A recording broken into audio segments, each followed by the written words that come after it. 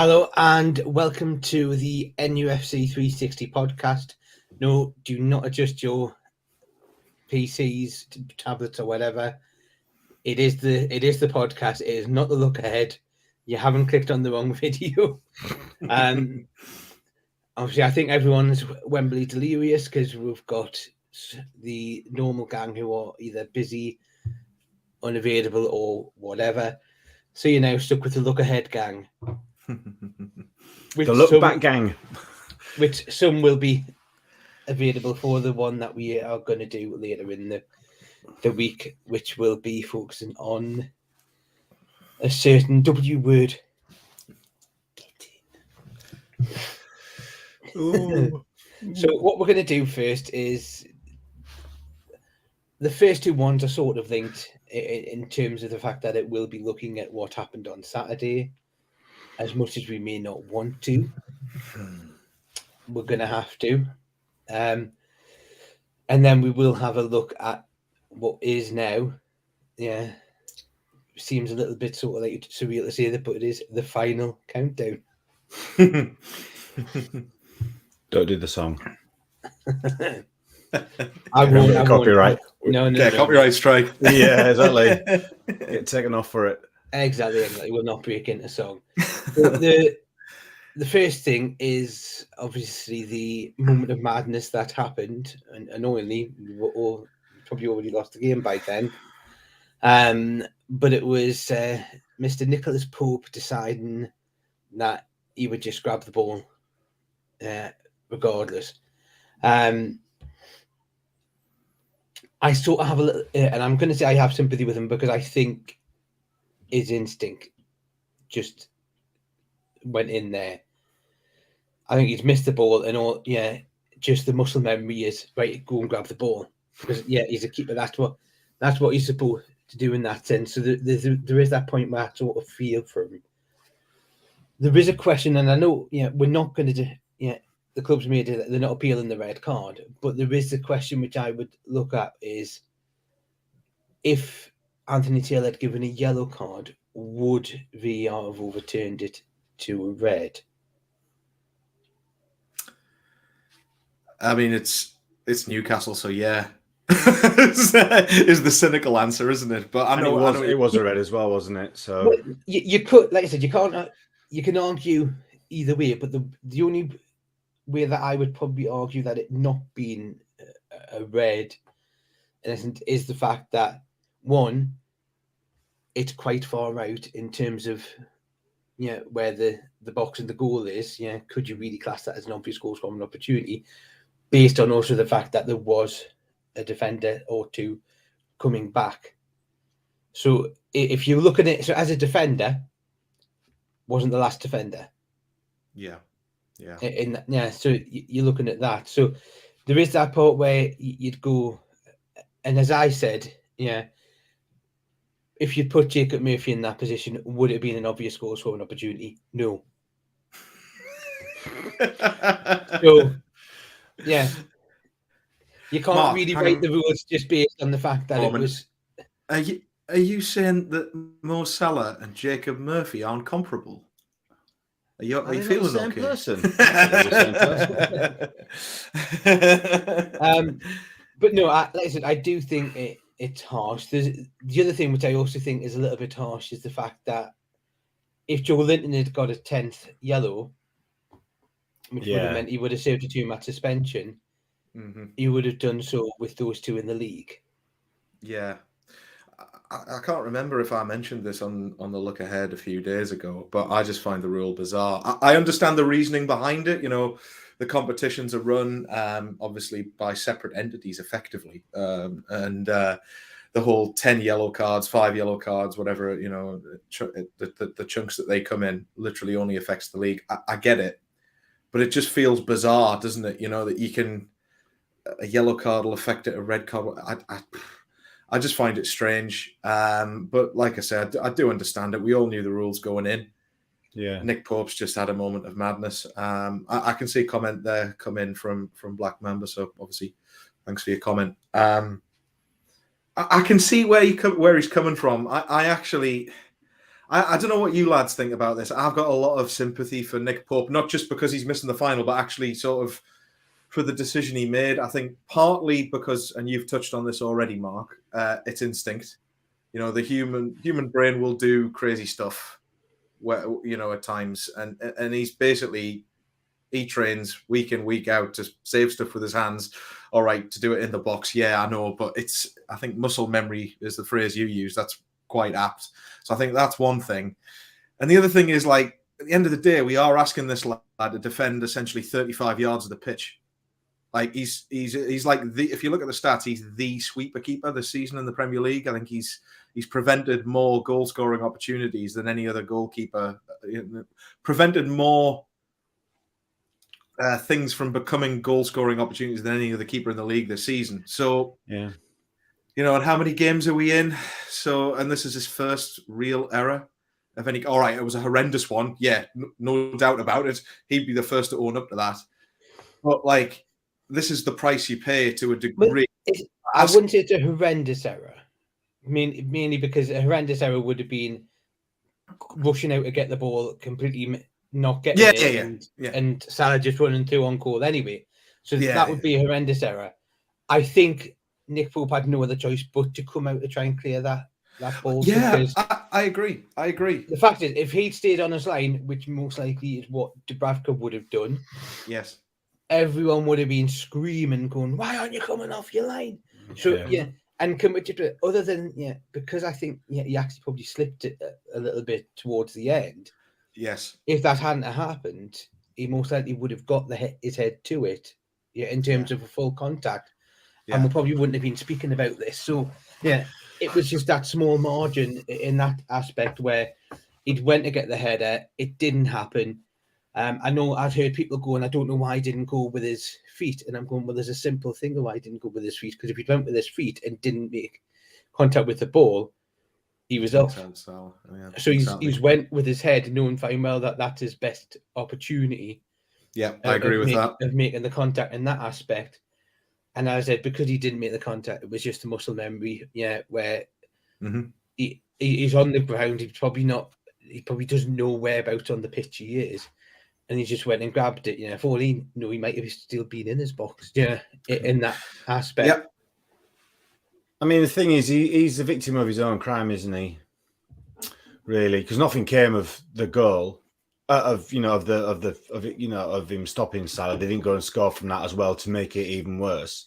So he's a guy, he's going to lose out. I mean, he must have known that. I mean, like, it was daft. I mean, it's a red card because he heads it. It kind of just rolls.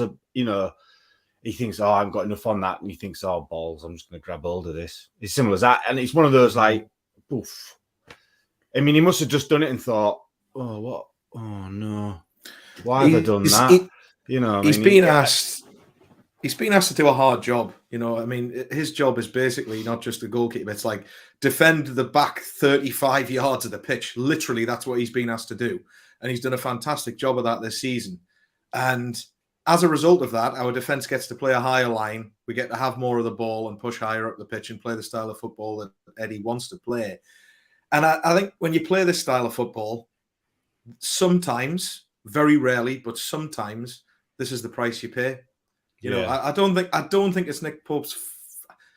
Well, no, it's obviously his fault. He's made an error, but I think you've got to make allowances for that. Is what I'm saying. You can't be too hard on him. It's like these things are going to happen eventually. I think. He could go another couple of seasons before something even remotely close to this ever happens again. I really honestly feel that way. Yeah. Black Mamba's made a comment. He said, also feels that refs are getting more strict with us because of the dark arts tactic that we are doing that makes them more liable to come down on us than oppositions. That can be a point because there are games where you will see where, like, let's say for the slightest tackle, there's a yellow card given, but others get away with it. You have seen that, an aspect of it. I am actually also going to say I actually thought Liverpool wasted more time than we did. Which I thought was a bit sort of like, hypocrisy considering the amount of the kickoffs that Jurgen did after the game away. Yes. Whether or not I just felt that little bit more gutting because it was Liverpool, and you, like I said, you are looking at the fact that we probably did want to get revenge over what happened at Anfield, which probably still feels bitter. Yeah. Even to this day, in that aspect. I think also then looking at that is the fact that obviously we are without Nick Pope for the final. Again, which is probably the fact that you're looking at it. The one thing which I will say, and I do think people are being maybe a little bit disrespectful to the other keepers. Yes, we don't have Dubravka. I don't necessarily think that's a bad thing. In essence, he did well. I will say he did well when he came on. He didn't concede any, so well done for that one. You look at the fact that why did we let Darlow go? I'm not really that close with that one. I think if you ask me, who do you want in goal for you, Darlow or Karius? I'd probably have said Karius anyway, personally. So yeah, exactly, and that's the thing we need to remember that he's played for, I think, Besiktas and Liverpool recently, so he's got some pedigree in terms of like the teams that he's played for. Yeah. If I remember the stats correctly, out of 29 Premier League appearances, he'd made 13 clean sheets. Yeah, I also think he'd made the most clean sheets in the Champions League on the run that they had up to the final. And the only reason people remember his performance in the final was actually because, yes, he did make an error, but he was playing on with concussion. Concussed, yeah. Because you didn't have the rules around concussion that you do now. And he played with concussion there. So you look at that and go, well, yeah, if he hadn't had concussion, you probably wouldn't. He's a good keeper, and probably a one that you're looking at and going, well, actually, this is a one that's got an experience of playing in a final, the Champions League final. So the fact that he's played in a Champions League final, it's not really going to daunt him playing in a Carabao Cup final. So in that sense, you're looking at that. I also think it does also give that little bit of sort of like romanticism now with the fact that Mark Gillespie, who probably wouldn't have been in the match day squad, in terms of the subs, will now be on the sub bench in a cup final. Yeah. Let's hope we don't have to use him. Well, you never know. Yeah, it's one of those things. We don't know what's going to happen. Yeah, I know. He might pull out a blinder, so it's just those things that you need to. We're all looking at, but the fact is, which other club would you look at and go, right? So your first choice is suspended. Your second choice is ineligible. Your third choice you've loaned out. But your fourth choice is a Champions League finalist. Yeah. I mean, you're looking at that. I mean, I think it's all been. I mean, the Dubravka thing.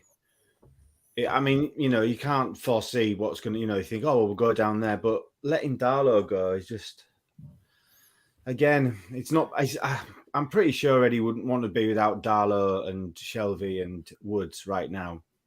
I actually think, I mean, I think he's quietly quite a bit cheesed off with that, to be honest. I don't think he wants to. Maybe not Darlow so much, but the whole thing has come back to bite him on the arse right when he doesn't want it to. Well, I think the fact is and I'll go with Shelvey for one, which you're probably thinking, with the midfield now, but we're now looking to remember that. But he's probably looked and went, mate, well, am I really going to want John Joe Shelvey next season? Probably not. And he knows very well that if he plays him twice, then a contract extension would be triggered. So realistically, would he have played again? Probably not. So I think the decision was made of, look, we've probably got a good transfer fee for him. Yeah. John Joe's getting a longer contract than he would have gotten with us, and he's probably going to be on better wages. If playing the final and something happens and he's got to change it all in 15 minutes, then I'm sure he would have brought Shelvey on more than maybe. But Elliot Anderson, just for I just I think it's kind of biting us on the arse a bit now. I mean, there's nothing to say about it. Yeah, I mean, I think it is to a degree, but it's hard. I think it's gone against us, hasn't it? Simple as A that. business decision was made, which made a lot of sense. I mean, you clear Shelby off, as Mark says. You don't want to trigger that 12 months extra, really, because you're probably not going to need him next season. It gets a big wage off the wage books, ready for the FFP challenges to come. So I can totally understand it. But having said that, yeah, it is biting us on the arse. It is, but I can totally understand why the decision was made at the same time. Yeah. And the keeper situation, I think the only thing I would question, and it's only to a degree because you don't know what's going on behind the club, and if I was to have a guess, I wouldn't be surprised if he pushed for it to a large degree himself, was letting Dubravka go out on loan to Man United. I just thought that it was a really weird. The Dubravka decision was made by Dubravka. He wanted to leave, and he made it clear that he didn't want. He probably felt a little bit disrespected that he had to basically come. Step aside. He probably felt a little bit out of sorts that he had to step aside for Nick Pope and that, and I think he probably threw his dummy out of the pram and then went to Manchester United. Did we recall him? I'm sure I heard some. No, we recalled him at his request. Yeah, exactly. Oh, I thought. Now this is the thing, as someone said, which is a bizarre thing. Yeah, but Dubravka now will probably be looking at it and thinking, do you know, if I hadn't thrown me dummy out of the palm, I'd have been playing in a cup final. Yeah, and now he gets the thing. Now he only gets a winner's medal if Man United win. Yeah, exactly. So you are looking at that, and but as I said, how blessed can you be when you've got, like I said, your first choice is out suspended. Yeah, you can't cover every eventuality. Can Listen, your fourth choice keeper is Nick Pope's going to be a big miss from any team. It doesn't matter who your squad is, but I do think that we need to put things in perspective a little bit. Well, the other hope is with Karius is he might distract the Manchester United front line with his luscious locks. Yeah, just start wafting them like that. Yeah, just between him and Fabian Schär at the back. I mean, they're just going to be too distracted, aren't they, with all the handsomeness going around? But I mean, I think with Karius, I'd love nothing more for it to be a wonderful redemption story. I know that's very a romantic way to look at it and probably unrealistic as well. But if he can come in, put in a good performance and do a job, I mean, at the end of the day, the Newcastle defenders are probably going to do a lot of his work for him because, we've seen that this season. Pope's going to be a miss. There's no getting around that, absolutely, because he's been phenomenal this season. But it might not be as doom and gloom as many people have made out. And I mean, initially when it happened, I thought, oh, that's it. That's us knackered then. But it was just total reactionary. It was just me being reactionary and being upset at the time. And I just, we're just going to have to get on with it and soldier on and get behind him. There's nothing else we can do about it, really. So, and as far as I'm concerned, like I said earlier, if it's between him and Darlow, I'd have preferred him anyway. If it's between him and Dubravka, I'm probably about 50-50. We'll see what he can do. The only slight worry with him is he hasn't played a competitive game in 2 years, but if there's any position on the pitch where that impacts your performance less, it's probably goalkeeper. So, if a centre forward hasn't played in 2 years, you're thinking, oh, Christ. But a goalkeeper, it's like, well, okay, it's not the end of the world. Also, he's going to be laser focused as well, isn't he? He's going to be laser focused because he knows not everyone's going to be looking at him, but he's going to be one of those things where people like going, I wonder how he's going to get on. But also, it's a hell of an opportunity for him, put it that way. Oh, God, yeah, absolutely. You can make yourself from zero to hero. But bear in mind, his last appearance for Newcastle United was he did win a trophy. Silverware. Yes. Might not necessarily be the one. Yeah, that it might not be the one we all want, but yeah. But no, if we actually remember, and I remember watching that game, I actually thought he had a good game. He looked all right, yeah. He had some really good saves in that. Yeah, so I know it was like the Al Hilal second team. We're not going crazy here before anyone calls us out on it, but in terms of doing the job that he had to do. Well, it was the Newcastle second team as well, to be fair. Yeah, it was. And I thought he had given what he was up against, I don't think he could have done any better, to be honest, that day. I thought he had a good game. Exactly, and I think it's one of those things you've just got to put the trust aspect in it. Obviously, I've tried putting it off as much as I can, but we can't. So obviously, it was Saturday. It was the 2 unbeaten runs ending. Obviously, the 17 match unbeaten run, which The whole one. started back at Anfield on the 31st of August, 2022. But we also then lost our home record, which again was Liverpool last season, where we lost 1-0. So they seem to have a habit of spoiling things for us, but but it's a lovely bookend. It is. It's a lovely. As a writer, that's the sort of thing you love. I mean, it's all wrapped itself up. We've lost both our things to them. We wanted to get this monkey off our back. We all knew we were going to lose at some point. We'll all take losing on Saturday rather than Sunday. And we've lost to the same people we lost to before, so it's lovely and finished. And there we are, and now we move on. Yeah, I think that's the best thing about it. It's the only thing about it. Well, exactly, but I think the one thing you can maybe look at is at least with this game, there wasn't the controversy over the fact that we shouldn't have had a goal. Yeah, we didn't have a goal disallowed for offside. Yeah, which was marginal. Yeah, we didn't concede in the 98th minute of 95 additional minutes.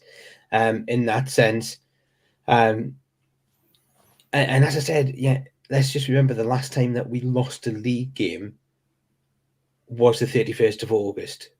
So to get to February... Anyone keeping track, that's 2 monarchs and 3 prime ministers ago. Yeah. Exactly. No, but you are looking at that and going, the fact that even now we're sitting in February and we have only lost 2 Premier League games of football. Yeah. It is something that I don't think anyone would have expected at the beginning of the season. Yeah. I think our undoing, unfortunately, was defensively, and I actually thought defensively for both goals we were extremely poor and just I thought they were both. I thought the passes for them both were. I mean, that Alexander Arnold one was just. I was like, Jesus Christ, that first one was just like. But they basically just went over the top of us and but the pinpoint accuracy on that lad, that was amazing. Trent's got that in his locker. Yeah, it was just like that was just something to behold. No, but it was just the fact that they just went through the middle of our defense and both times, and that cost us. I just thought defensively we may be a little bit poor in that sense. No, I agree with you, Mark. I think I'll still say this. I've watched the replays. I still think Nunes handled it. No, I'm not sure. Thank God somebody agrees with me. I did. I'm not sure. I've watched it, but I don't think he did now. When you see it from the other side, it looks like he just hits him here. Because I mean, at the time we all went, "Oh, well, that's all right." In real time, I was like, "There's no way this is standing. That's a handball." Yeah. And the more I've seen of it, the more I'm convinced it's a handball. It does look from one angle like it hits him, but from another one, from the other side, it just hits him on his chest. I'm afraid. Well, Michael, I know which one VAR watched. Michael, I know. Yeah, you know which. Yeah, where I sit. Yeah, and it's quite close to the goal. Yeah. So I looked at that, and I said I was looking at the screen because I was waiting for the screen to go up and go VAR checking handball. Yeah, and it didn't. When it did come up, it was going checking offside. I'm going offside. Everybody went. Well, hang on, I'm lost now. And then everyone, it won't matter if he's offside because if it's handball because he's got handball, and everyone's like, no, and then when it went like that, they're looking at it for this one thing. Exactly, and then when that's not even on the table. If we all know it's on side, so that's going to stand. So I know. So then when it stood, I'm going, well, have they done what they've done like at the Arsenal game where they basically looked for the offside but forgot to look at the handball? It's possible, I was like, is Lee put anything past these idiots? I was like, is Lee Mason snuck back into the so you're looking at that. I said, it probably wasn't handball. It was probably just it was. I'm not hearing it right. Honestly, it's a bloody handball, and I'm sick of it. It wasn't. I'm afraid it wasn't. I've seen so many damn replays of it. The ball comes off his midriff, and then in mid came home and watched it back. and that was in like mid-air. It It's changes direction, and it changes direction because it comes off his midriff and then hits off his arm. It's a bloody handball. I'm not having it. I'm actually also going to say I actually thought the second goal was offside as well. I thought it it was wasn't. real time. That- Don't think it that is. But in was- real that- time, I was looking at that and I was that being going, us, that would have been offside. offside. But it's Liverpool and Liverpool and Manchester Well, United. the So fact it's is, not. it probably wasn't, but yeah, just when you look at it, you're going. No, I it's think they were offside. both perfectly good goals. But they were good. The one thing which I will say probably gives us a little bit of hope and pride in that is the fact that when we did concede those 2 goals and we did go down to 10, we didn't basically shut up shop. We went. Oh no, we went for it. We're still going to go at you. We absolutely went for it. I honestly think if Callum Wilson puts that ball in the back of the net, we've got every chance of coming away with a draw. Which seems crazy to say, but Liverpool. I tell you what, right? I definitely put something in our group chat at the time. I mean, I was a few beers in, so I'm probably paraphrasing here, but I said something along the lines of, we might not get the top 4 now, but I tell you what, Liverpool definitely aren't. They were. It sounds crazy to say when you look at it, because they had, and they were, as much as I think one of them was a handball, there still were 2 brilliantly crafted goals. Other than those 2 moments, they were awful. I mean, that one of the poorest 10 men. That was one of the 10 against 10 men. Yeah, against 10 men. So they were one of the poorest sides, in my opinion, to come to Newcastle this season, which just sounds mental in the context of everything. But I honestly think that's true. I think anyone who watched it would have said that. I mean, that Miggy chance for. I mean, that goes in. It's different, completely different. Yeah. Maybe even Pope doesn't even do that because he doesn't have to, because we're already. It's 2-1. We also hit the bar. We hit the 3-1. We hit the bar. Yeah, we hit the bar. That one that like Mark said about Wilson's. I mean, for me it was. I mean, I was watching it and it was especially the first half. It's all. And I thought, this is just like watching, the entertainers. It's like we're going for this. The first 10 minutes, we were on fire. I was just like, what? And I think that's what I think that's what went against us, because obviously we were just so, and it was just like, oh well, balls to defending. We're just going to do this. We're so far up, and they just saw that and thought, well, we can get in it. It was weird. It was like, oh, we can't be asked for defending today. It was like watching the old days, where it's like, oh, we'll just beat them 4 or 5. If they get 3, we'll have to get 4. It was watching it like that. It was like, we're having this, we're going for this. As simple as that. It was great to watch. Well, it's funny, nerve-wracking, but great. Yeah, well, it's funny that the man of the match, I think, was given to Alisson. Yeah. No, well, and I would agree. Maxi got it, I think. They were going to give it to Alisson. No, but he gave it to Maxi because he ran him so ragged. In terms of Liverpool players and everyone. Oh yeah, he would have got it. Yes. It was Alisson, and you're going there and you're going. So a game that was, against 10 men for the majority of the game, and Joe Keeper was your best player, tells you something about the sort of game that it was. But I do think, because if it wasn't for the game, I think there was was it the Mickey chance where he'd saved it and it went and it hit the bar and then out for the corner? No, that was that was. I can't remember who it was. I know what you're talking about, but it wasn't the. I know that wasn't the Dan Burn one, was it? Was that where Dan? No, I think Dan Burn hit it. No, but this was the one where it came in. Alisson made the save. Yeah. Basically, that save put it onto the crossbar to let it go out. It wasn't that one. If he hadn't got a touch of that, that would have been in the back of the net. Yeah, yeah. I mean, we had loads. I mean, I know people. I mean, people were depressed about it because everyone afterwards, as you know, we're all just so like off the fairies about. For you, in real time, that foul by Fabinho in the first half. Mm-hmm. Did you think that was a red? Do you know what I mean? Yeah, I think on another day that probably could be, because he just comes flying in. Yeah, and studs up, but he's like that, isn't he? He is for me. He's quickly becoming the new Paul Scholes, and I mean that in the sense that one of the things that always bloody infuriated me about Paul Scholes was obviously a fantastic player, very talented, couldn't tackle for taffy, right? And he would go in reckless, studs showing all the time, And the amount of times the referees, they'd give a free kick, but they'd definitely never give him a red, and he rarely got a bloody yellow for it. And there was some times where refs were like literally having a chuckle because it's like, my God, you're so bad at tackles. Such a good footballer, but he's so bad at tackles. Like, I know you don't. I know you don't mean it. You're just rubbish, aren't you? You're just rubbish at tackles. I know you don't mean it. Get up. He could have broke the lad's legs, and Fabinho has done this now for a while. I don't know if it necessarily coincides with him losing his legs a bit, because he's had some injury setbacks and he's getting on a bit, and the pace has gone a little. But Fabinho is quickly getting a track record of just gamming through players and getting away with it, and I don't understand why. Yeah, he's also got a track record. It's just luck, isn't it? It's just luck. Yes, he has. You're right, Mark. Yeah, I remember that one. I won't forget that one. Mm-hmm. Yeah, where I think was it 2-2 and. He decided to dive onto the floor and by the referee to make it 3-2. Yeah, which was Origi, wasn't it? They put it in. Yeah, which was a good end, but again, cracking game of football. You will look at that. I am a little bit shocked that Mark hasn't blamed Anthony Gordon for Callum Wilson not scoring that bit, but I will say I don't think Gordon looked very good when he came on in that game, but then again. It's 10 men. I'm not going to hold that against him. Yeah. Do you not also think there's maybe a part of it in his mind where he's like, we're already down to 10 men. I can't do it. Yes, maybe. Yeah. So I mean, I was worried about it. No, he's probably held himself back because in other games he has looked really good.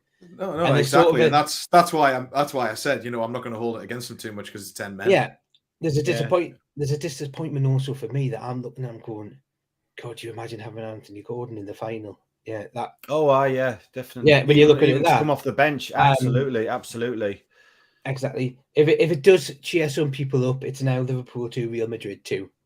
Yeah, well, it does. Jesus Christ, that changed quickly, didn't it? Exactly. I mean, the only thing we could take out of the thing was that, I mean, why Gordon maybe didn't look so lively is because Maxi looked so lively, didn't he, and sparkling and just back to his. Yeah. He was a joy to behold again, wasn't he? Just like running the show again and. His decision making really just clicked. He was making all the right calls, and it's just weird that he either seems to get all the wrong calls in a game, or at least 80%. Well, for my or the other way, flip reverse the other way around. It's just the way I was looking at one. You've got to feel sorry for Elliot Anderson, but I think it was the only choice that Eddie Howe could make in that sense. No, absolutely. I actually think what happened is Mickey went more central to make it still like a 3 in the midfield. Mm-hmm. And basically, we went with basically Isak and Maxi as the 2 up front. I think that was a very brave decision from Eddie to do that. It was. Yeah. I actually thought it would. I'm actually going to say I actually didn't think it was necessarily Isak's best performance, but I can understand completely why, because we were against 10 men. Chances were going to be limited for us. And I sort of agreed with taking him off for Wilson because I just thought he'd probably maybe ran himself into the fact. Ethan Carr's made a perfect point. ESM's finding form at the perfect time for the final. Let's hope that form carries on. Yeah, he's took the 3 games to basically bet himself in, but I do think, and he does seem to light up in these bigger games, so like the Liverpool, Man City and that. Yeah, and you'd like to think you'd get a bit of space out there as well against Man United, because Man United aren't going to put 10 men behind the ball, for Christ's sake. So they might. Well, I know I've called Eric Ten Hag Sean Dutch, but after Sean Dyche, but I don't think he'll. If they're lucky likeys, but I don't think he'll do that somehow. No, teabag. Yeah, now obviously we'll move away from the Liverpool game because we don't want to. Let's not dwell on it. Yeah, we don't want to be down. But the fact is, like I said, yes, I could feel down at the result, but in the end of the day, you're sort of proud of the performance because it probably also shows night and day the difference between Eddie Howe and Steve Bruce. Because if that had happened under Steve Bruce, we would have we would have closed up when 10. Yeah. Everyone behind the ball and that, and probably conceded more. Probably lost by 5 goals. So that, good. It had a lot of parallels with the Norwich game last season when we got someone sent off in a way. everywhere galvanized, and all right, yeah, we didn't get a point out of this game. Yeah, I get that, but the you know, the performance was there, like you say. Yeah. To be fair, there was one point where it got, I think, probably towards the 88th minute, and I just went, look, we're not going to get anything from the game. Just let Matt Ritchie go and like 2 foot someone. Yeah, just because I'm like, are we really going to miss him in the squad? Probably not. Yeah, the bloke next to me when he's it's like tell with it, get Paul Dummett on as well. Get him to nut Darwin Núñez. Get on. The bloke next to me went, "Who the bloody hell's this coming on?" I said, "Matt Ritchie." All right, yeah, him, yeah. Oh, of course, who am I thinking of? I said, "You're thinking of Ryan Fraser, aren't you?" That was Matt Ritchie's second testimonial of the season. That one, wasn't it? Yeah. He literally went, "Who's this? Is it a competition winner or something?" You know, I was one thing which you'd probably also say is, yeah, it was great that the fact that we were able to give Wilson a little bit of time to run, yeah, because he'd missed the Bournemouth game, so he had like a little bit of time to, all right, didn't he? So to get a bit of match fitness in that sense. So he'd got a little bit of match game. Yeah. We were able to rest. Joe Linton didn't want to come off. If you ask, I don't know whether or not you've seen it. Yeah, but he was basically, I don't want to come off. No, I don't want to come off. And Eddie Howe's going. Yeah, he put his head to him and said, "Look, this is for you. This isn't for me. Yeah, this is for. I'm doing this for you." He basically says that to him. He's probably whispering, "Come on off now, get off." No, he's like, "Come on." And he came off eventually. He put his head to him and he said, "Look, I'm doing this for you." Yeah, see that I need big you. box. I think he might say, "I need you." You know, I need you to come off. That big box of cotton wool over there next to the bench. Now you sit yourself in that right the hell now. Yeah, you might be thanking for me. This, or thanking me. But no, so it was that. So we did manage to get a couple of the players. So Trippier again, I think also came off, which I think was a really good sort of like thing in that sense. Yeah. I actually, when I looked at that, thought, we're going 3 at the back. Well, no, because I thought, we might be going for it, go 3 at the back, because obviously you'd had Dan Burn, Botman and Shaw, go 3 at the back. You've got ASM on one wing, you've got Murphy on the other. Yeah, that's what I was looking at and thinking maybe that's what we're doing. I don't think we did, but there was a point where you were going, it could make sense. But now, like I said, it's just one of those games where we don't have to go, that's 17. That's 18. That's 19. Yeah, because I think it does become sort of like a thing on the back. Yeah, unbeaten one. Yeah, it's got to end at some point. Exactly. And we'd rather it end then than on Sunday. Whether or not it feels good because of the fact that obviously the Spurs result meant that we've now dropped down to 5th, and we're now out of the top 4 for the first time since October.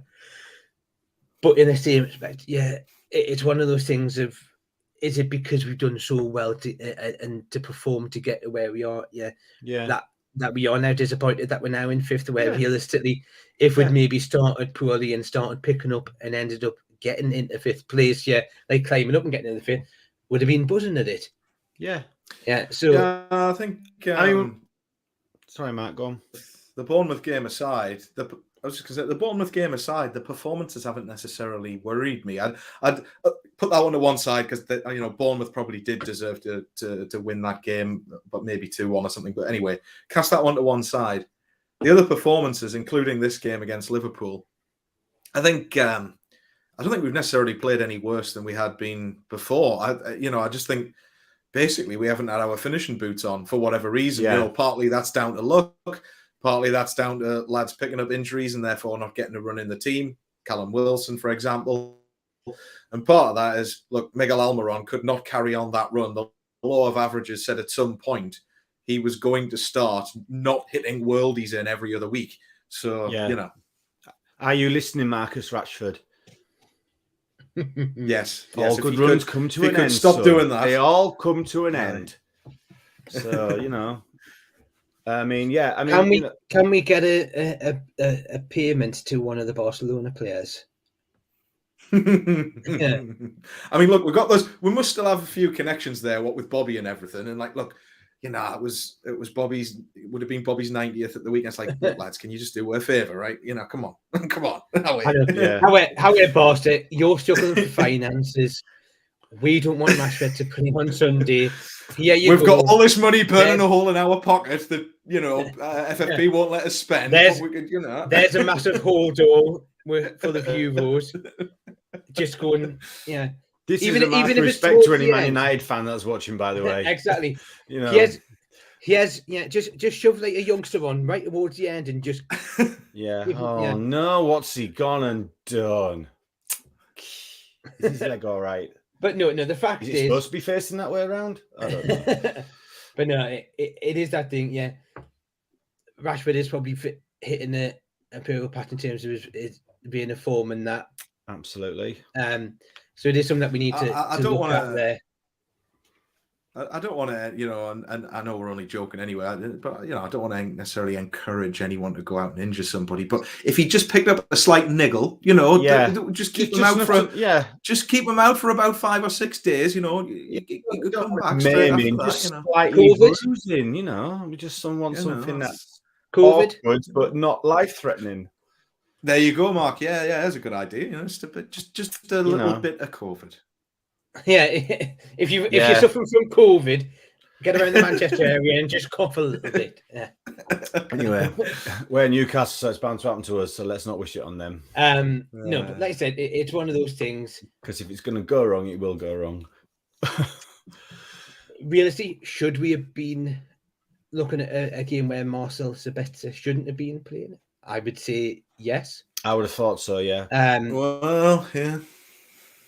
But yeah, let's hope all the refs go around and have sat round and gone, look, see another one here. Well, here's the thing: could we have maybe had our sort of like bad luck with refs? Yeah. Yeah, I mean, again, and their luck's about to change because Man U's had very their lucky luck not to go out. Exactly. So maybe swings and roundabouts. We could be need we need luck. I mean, I know we're not going to go into we'll leave that for Thursday, but we need a bit of luck. Every team who's going to do that needs a bit of luck. I love the blind optimism from you two lads. As far as I'm concerned, there is absolutely a referee and VAR agenda against Newcastle. I've said it from time. We are going to get screwed out of this final by the officials. By the establishment. Who don't want us to win this. You can say, get your tinfoil hat out all you want. I mean, there's a wealth of evidence this season to suggest that it will happen.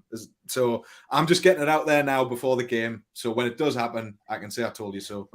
But you also then look at it and going, given the hoo-ha that was kicked up, with David Cook when he was originally announced, let's say if he's made aware of it, is that something that could be playing on his mind and going, who knows? Oh yeah, all this stuff and that about that. I've trained a match. So do you know that could actually sometimes be a hindrance in that aspect of it. Yeah. There's still part of me, and I'm looking at it and I'm going, you can't tell me there is not any, if not as good a qualified referees that could have been given the final. Yeah, that maybe didn't have a Manchester United duvet cover when they were a kid. Well, no, but you're looking at that and you're going, for me, the finals should be given to the best referee. And I'm looking, I'm going, Jared Gillett, for me, should have been probably given it because he's. Yeah. Yeah. I think he's one of the better ones. Yeah, you're looking at that. I'm trying to think, Paul Tierney. But the best referee you can't have because he's a Newcastle fan. So that is true. We will take any advantage. I will also say, and is the number of what we're saying. And I'm going to say, because our record hasn't been the worst with him, is Craig Pawson. Yeah. Who's the VAR guy on Sunday? Oh, I would know who it is.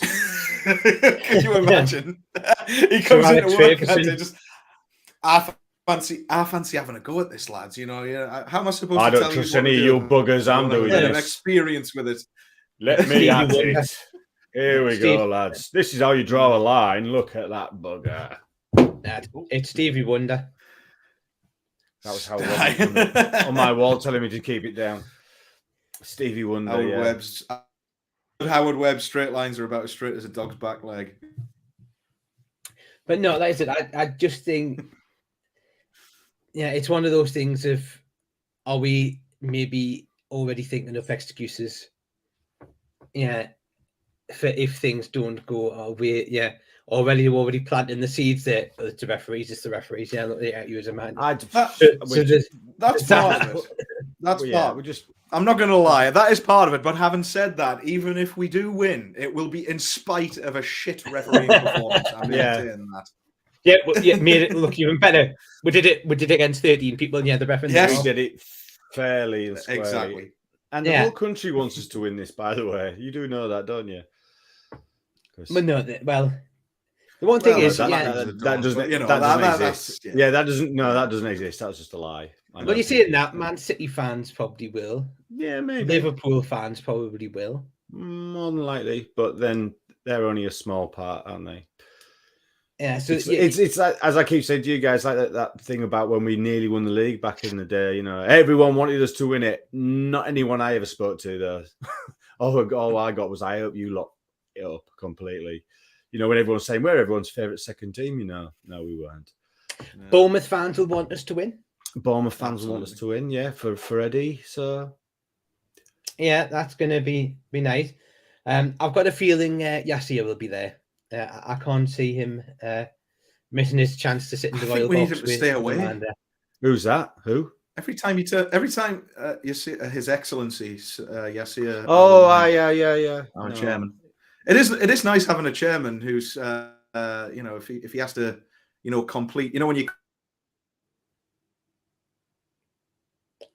forename and surname and title, and he has to, you know, go all the way down, scroll all the way down to His Excellency, and he has to click on that one. You know, it's nice to have a chairman, but in all seriousness, he needs to stay away. I feel like every time he turns up, we don't do too well.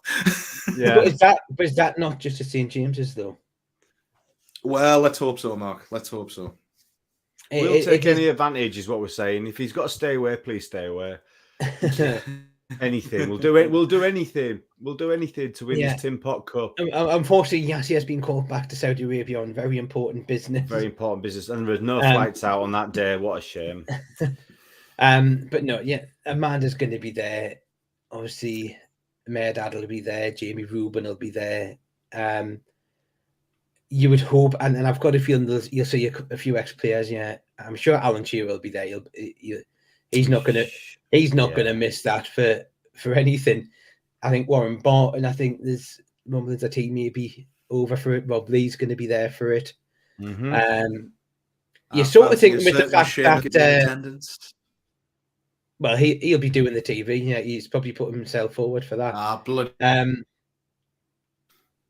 You're then also looking at the fact that Mr. Robert's still in a hotel on the quayside. Is he really? Is he still there? Yeah. He loves the quayside. Nearly every picture he's took us at the quayside. I'm like, you must be in love with that quayside. No, is it the bridges? It's probably fallen in love with the bridges. I think when he used to go for a piss up, whereas nowadays it's still got a bit of that, but yeah. He's probably just out on the high every night. He probably is. He's probably, he remembers what it was like. With his son. Well, maybe he's eyeing a move because he's a footballer, isn't he? So that doesn't stop War, Lauren. You stay in the hotel room. I'm not making any accusations. Yeah.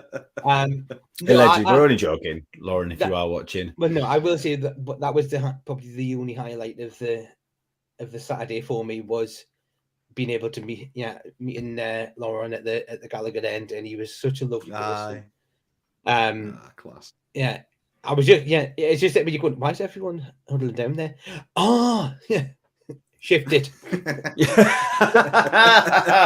Coming through, out the way.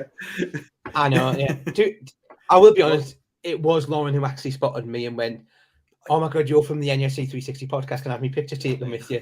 And I was like, "Go on then." I was too far at the Gallagher for that. I suppose. I didn't see him. Exactly. So no, it's lovely seeing those sort of connection in those players there. Because we lost that for so long, and to have that back, it doesn't get boring, does it? Yeah, well, no. I think Rob Lee was also up there on Saturday because I remember there was a picture of Robert and Rob Lee in one of the boxes. Just also going back to the game, massive congratulations to War Flags for the display that they put on for Bobby. I just thought it hit the right tone, and it was yeah, they always do, don't they? Yeah, for the they always 90th minute. Do, bless them. I was in the East Stand, so I didn't really necessarily get to enjoy it that much myself at the time, but I haven't seen it back. Were you under it? Were you right under it? No, I was a bit further along, but you just couldn't really see much of it, obviously. So yeah, of course, yeah, it was a sight to behold. Yeah, it was really spectacular. It was like well done, to them. I believe the Bobby Robson's Sons actually got a preview, so they got like the run through of it, right? Yeah, behind the scenes where they were doing that, just as they probably did, just to make sure that everything was working fine. But I just thought it was such a spectacular piece, and the fact that we actually had the flags from his previous clubs like Ipswich and England, and I was about to say that was my favourite bit of it. Actually, I just thought it was really it was really touching. Yeah, it was great. It was. And then obviously it's something which we haven't touched on, and we will do so from NUFC360. Our hearts do go out to Christian Attu's family and friends and former colleagues for the news that we got on the Saturday morning. I actually do think the applause was probably more fitting for him than the silence aspect, because let's applaud him for the fact that he did have a great career. He did do well for us, and also his charity work, which he was doing there, where he was raising money to set up sort of like schools in Ghana. Not that anyone could hear that it was supposed to be a silence, because the PA system was absolutely. Oh, I don't know what was the matter with it. Yeah, he sounded like he was in a bucket. But no, and I will say towards the end of the match, I think there was a 10 to 15 minute section where it was just the Christian Attu song. Yes, and it just like kept on going. The strawberry corner was going. Yeah, they were going hell for leather over in the strawberry corner, and it permeated around the whole stadium, and it just and you just think, because obviously also that game was Christian Attu's wife and kids and that, and you just think how lovely that would have been for them to do that. So he will be missed. I mean, it's seriously impressive that his family felt up to even attending the game. I mean, what they've had to go through and everything, just horrendous. Just moving away from that before, I do get a little bit upset with that, because I do with things like that. The only thing that did annoy us with that Liverpool game, just getting back to it, was that fucking spider cam. Oh yeah, I kept saying to my mate, I was like, "Can you just get some? Do you want to get those big, massive novelty scissors that they use to cut like ribbons?" So I was like, "Someone just get some of them and just drop that bloody thing down." Well, we're in the big time now. We've got to have stuff like that. We've got to have stuff like that. We're going to have pyrotechnics next year and fireworks, and the lights going to come on and off. It's good. That's next time. Next time, I want to see someone bring a drone in and fight it. Right? Yeah. I'm sick of the bloody thing. What you wanted is just as Liverpool were attacking, right? Cut it, bang! Oh, it's hit Nunes. Get in. Yeah. That's why Nick got distracted. It's making saves. It's making saves on the line forward by the end of the game. That's why he got distracted, because he went, "Is that a camera? Oh, bugger! I've touched the ball now.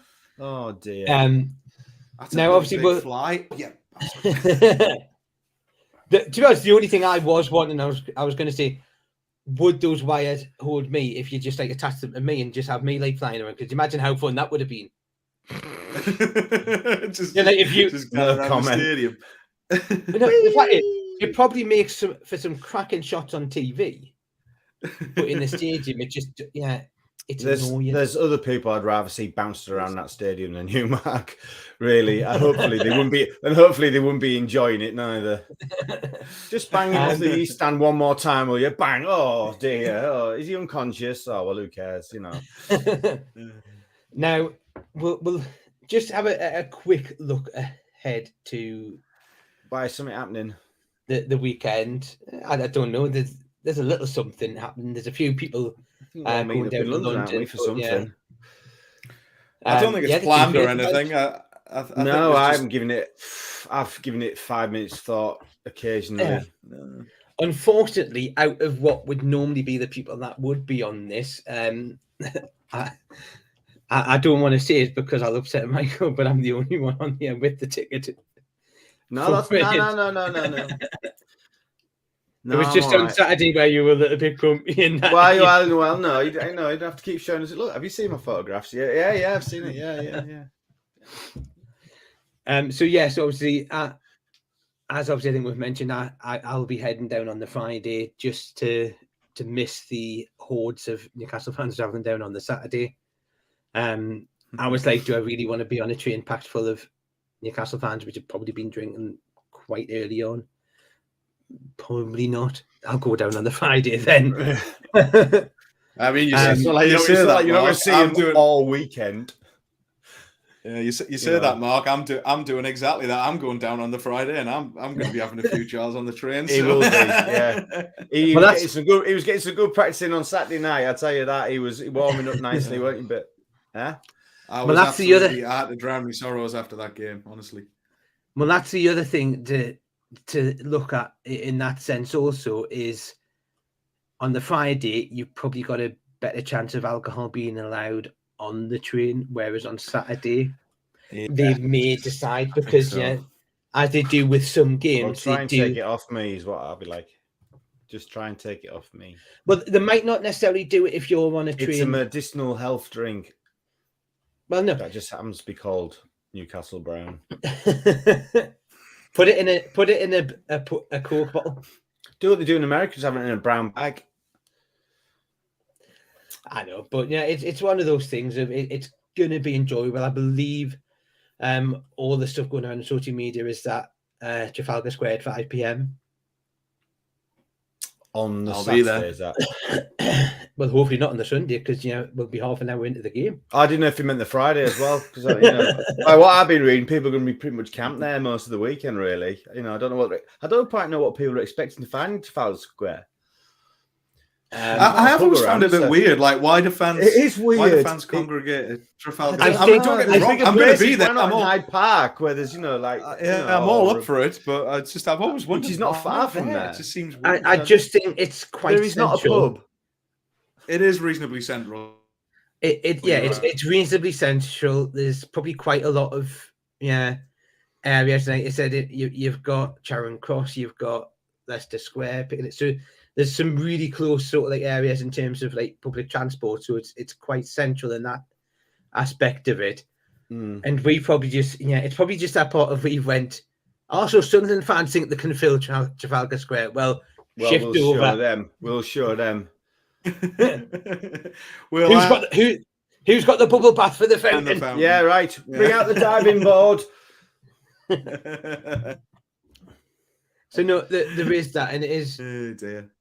Like I said, it's gonna be one heck of. I think from what I was remembering, the Box Park Wembley has sold out, and they've got 1,200 people on a waiting list to get into the Box Park. The tsunami 150 of them are Newcastle fans. For the Box Park, every single one of them has to be Newcastle fan. Yeah, but the Box Park at Wembley is only open for Newcastle fans. You've also got to have a match day ticket as well. Yeah, you can't turn up. So okay. I think the way Wembley is, don't go to Wembley if you haven't got a ticket because I think we did say that on before, didn't we? But yes, please don't go to Wembley. There is nothing there. Quite strict on that, and they're basically not giving licenses to show the games around Wembley.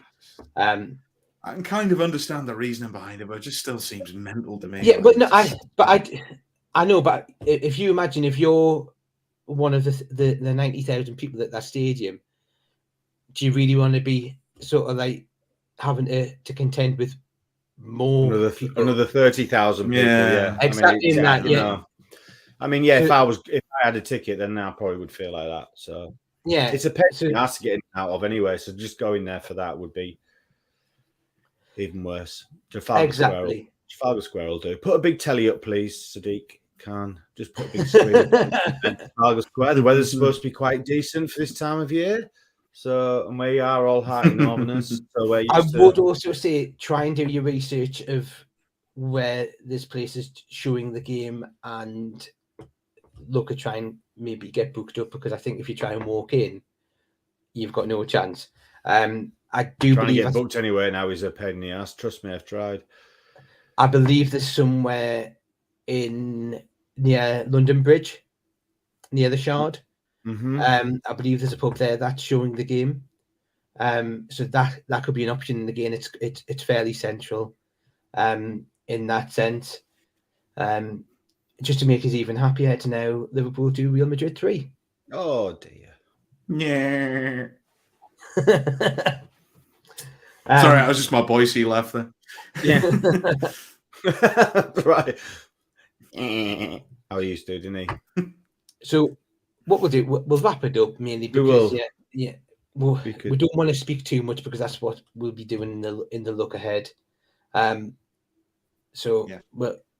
We'll do it. It is going to be coming a day earlier because of the fact that there'll be plans from people. There'll be people flying over. There'll be people getting trains down. So the decision was made. We're going to bring the look ahead forward to the Thursday, and then just so we can enjoy like the long weekend.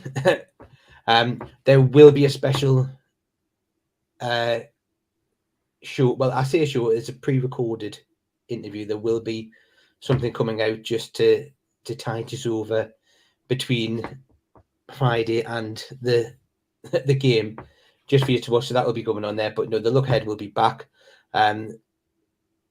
with me, with Michael. Mark's decided that he's going to dive out of that one, which giving him a well-earned rest, rotating, I believe the posh way to put it is I have a prior engagement. But we may see others decide to show their faces.